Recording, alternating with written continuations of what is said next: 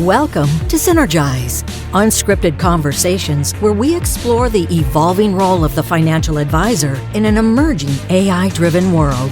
Join us as we bring together thought leaders across a range of disciplines and industry experts, sharing insights designed to help RIAs thrive in the industry of tomorrow. And now, here's your host, Bill Capel. Hi, this is Bill Capel, and welcome to Synergize. The TradePMR team was in Las Vegas recently to host our 2024 Synergy Conference, Limitless. It was well attended. In addition to representation from the RIA community, industry thought leaders as well as subject matter experts were present to provide insights aimed at helping RIAs capitalize on the growth opportunity that lies ahead. While I wasn't able to attend, my colleague Ryan Neal, senior editor at TradePMR, caught up with a number of notable conference attendees to capture their thinking. There was a lot of activity on the conference floor, so you may hear a bit of background noise. That said, you won't want to miss what this guest had to say. Enjoy the conversation. Welcome to the TradePMR Synergize podcast.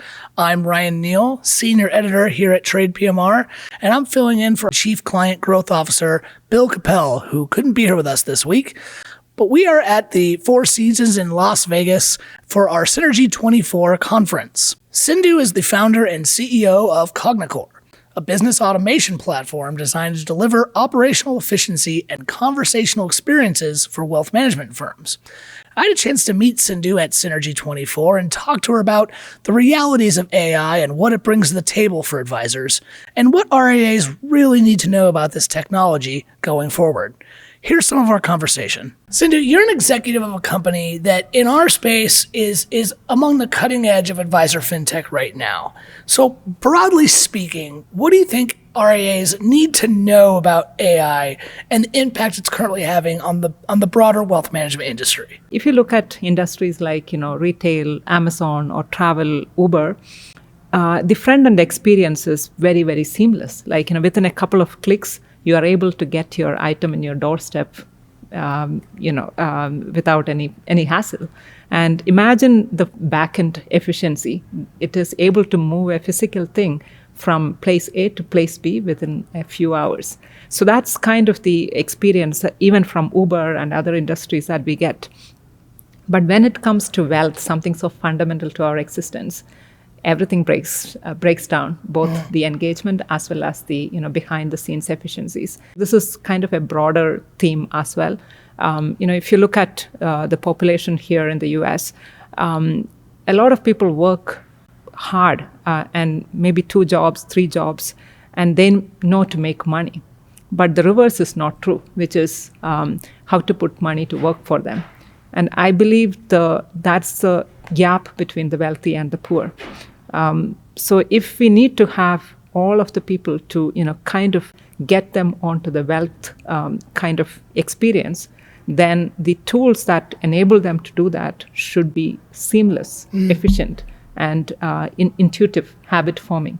So if you have, let's say, $500 in your bank account, you would probably think of buying a Taylor Swift ticket rather than buying an annuity product. And that is really the difference between having that efficient, seamless experience. So that's where the industry is today, wealth industry is today. And I believe it's a historical opportunity for us to revolutionize that industry and that space. And enter AI, I believe, is a golden opportunity for the industry as such to make that happen. The tools are here. AI is here in a big way. And just to give you a little bit of historical background. Yes, please. AI has been around since almost 1950. So it's a very, very old technology. It used to be called expert systems, and later on, machine learning caught up. So anything that a human would do with their own intelligence, if a machine can mimic that experience, that is what we call artificial intelligence. We are able to create a sense of intelligence. For RIAs, it is your daily practice management, your activities, your setting up meetings with your clients, looking for prospects, getting, a beneficiary change for your clients, or even moving money or things like that. So all of these activities, you can actually instruct an AI system to do it for you, and it would take you through that process. Right. And I'm sure, because I know you've been an academic in this field for quite some time. We could probably talk a lot about, and I've also been writing about it as my former position as a journalist, writing about AI. And sure, we could talk about the different levels that are out there, and people who debate what is AI and what isn't. But rather than go down that road and the academic road, which maybe we can do later, let's instead drill down a bit more into some of those specifics you just talked about with AI and wealth management. And I'd love it if you can give some ideas around where in RIA businesses are advisors using this today, if at all, and what impact is it having on how they're growing their business? So RIAs are approaching AI with, of course, a little bit of caution. Sure. They are the primary reaction that I always get is, am I going to be replaced? That is one of the questions that is in their back of their mind. But there is also something that has fundamentally changed in their approach. Previously, when we used to kind of, talk to RIAs, they would say, like, even the executives of RIAs, like, COO, CXO level, they would say, advisors are, very difficult to adopt a new technology. So, like, it would take time for them to adopt.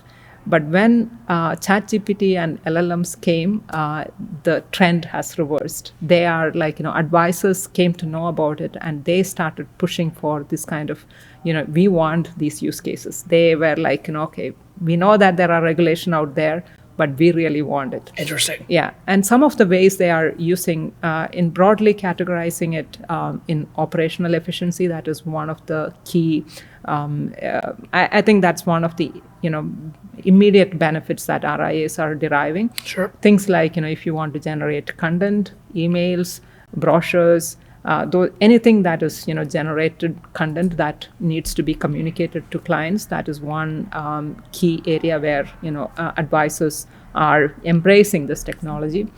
Second is, I think almost, competing with it is the meeting management, client review meetings, where they started with, taking notes, but I think what is exciting is an entire end-to-end experience where, the AI can sit on top of CRMs and then look into your client base and say, okay, these are a few clients that you haven't met in a while, like, you're supposed to meet them every quarter or every year, and why don't you, do you want to meet with them?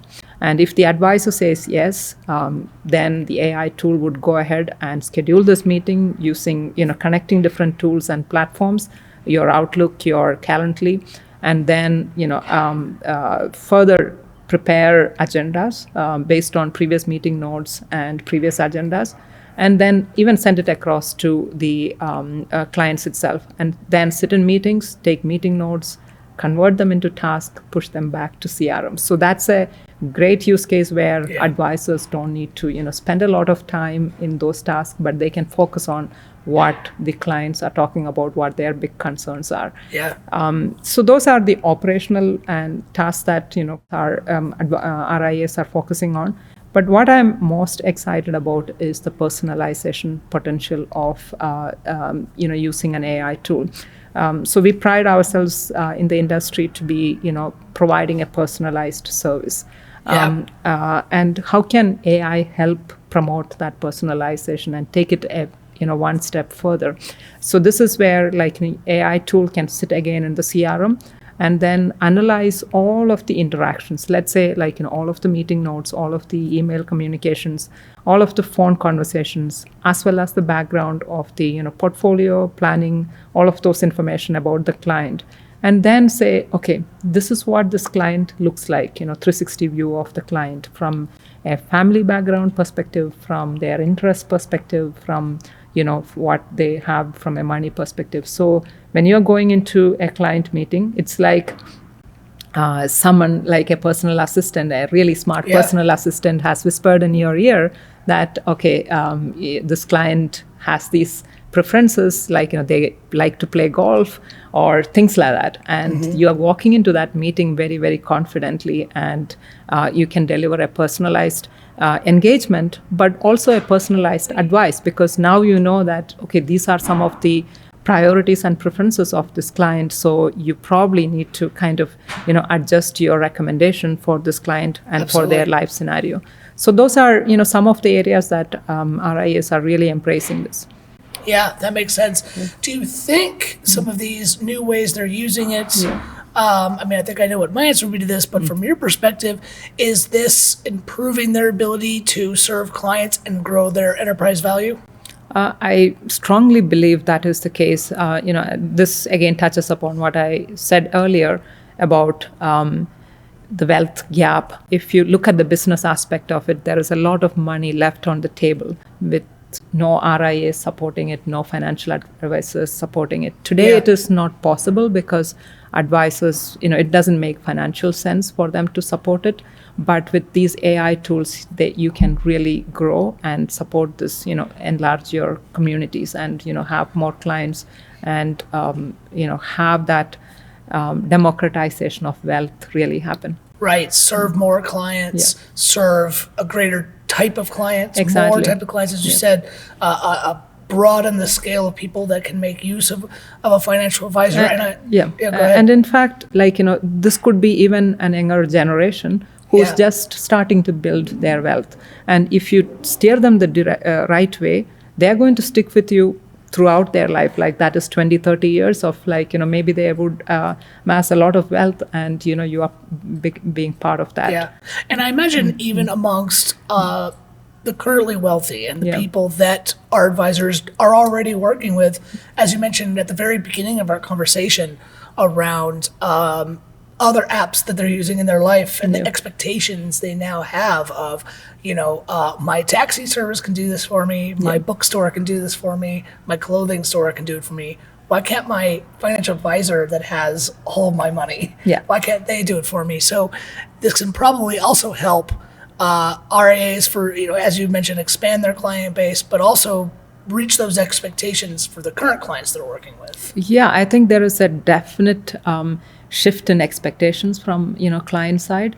They were somehow content with the previous experience that the industry was delivering, but no longer, because they know that there are different options available and they start to kind of become part of that. I would like to know, I like to understand how my wealth is managed. And one step further, I think this will definitely come in the near future, is how are you taking your health data into managing your wealth? Today, it kind of lives as two distinct islands. Right. And you are expected to imagine that, if you, fall sick or, have some serious illness, financial advisors are magically is going to kind of adjust to that. Yeah. But that's, I think if wealth and health is fundamental to our existence and it has to come together. So, these are all expectations from the client and it is going to come to us pretty fast. And we better be ready. Very soon. And, so that's something I hear a lot about is how quickly this is all coming. I'm wondering though, do you hear when you're out there talking to firms across the wealth management industry, do you come across any myths or false narratives or misinformation that seem to permeate throughout advisors, maybe not in popular culture, but within our space?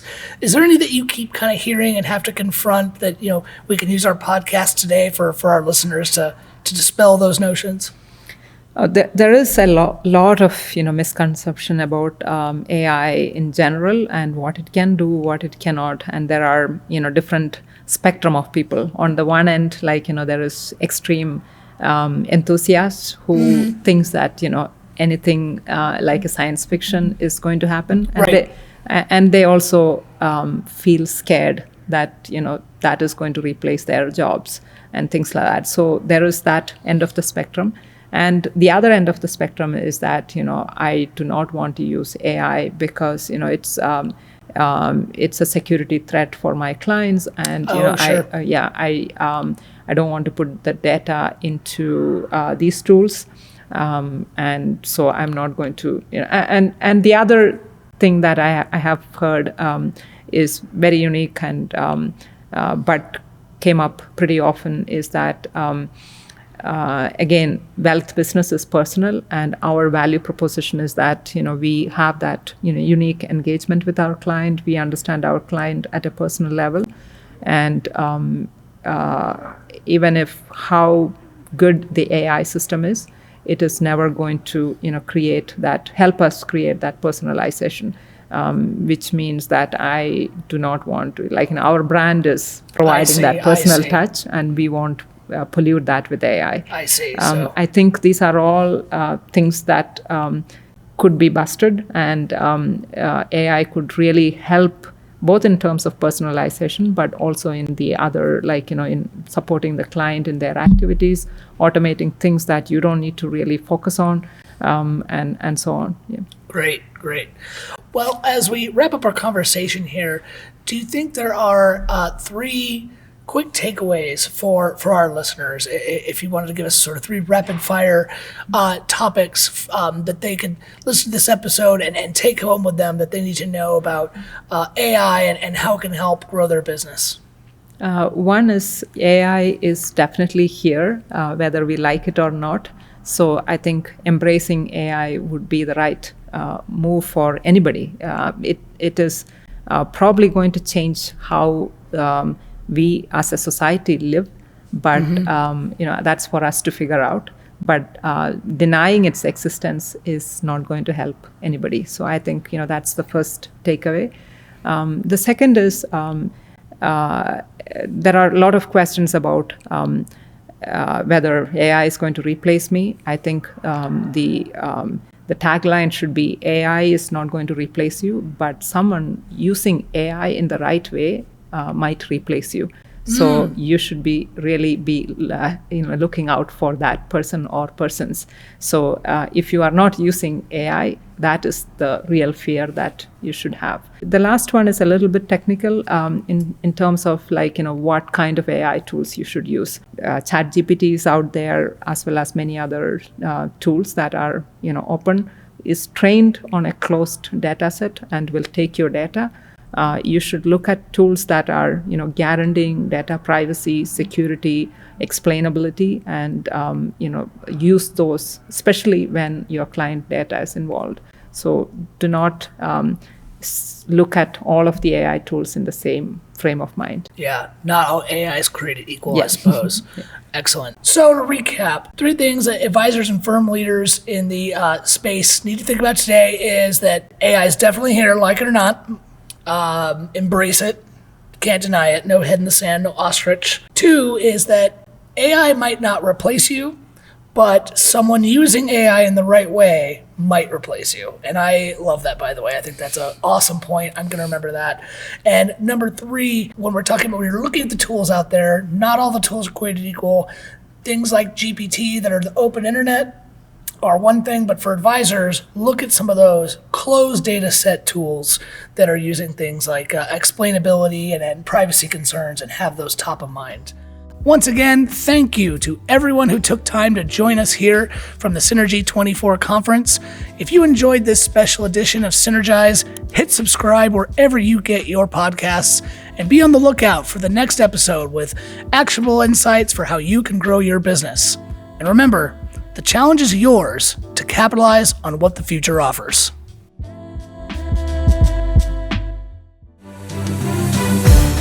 If you want to join the conversation or connect with us, please visit us at synergize.advisorevolutionsciences.com. This content is provided for general information purposes only. The views expressed by non-affiliated guest speakers are their own and do not necessarily reflect the opinion of TradePMR or its affiliates. TradePMR and its affiliates do not endorse any guest speakers or their companies, and therefore give no assurances as to the quality of their products and services.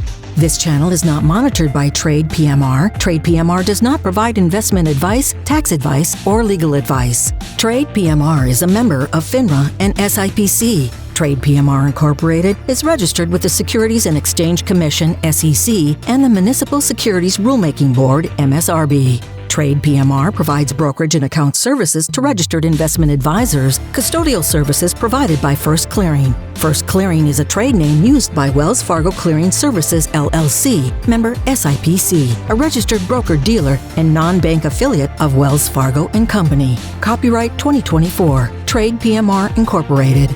For a transcript of this episode with sources, visit synergize.advisorrevolutionsciences.com.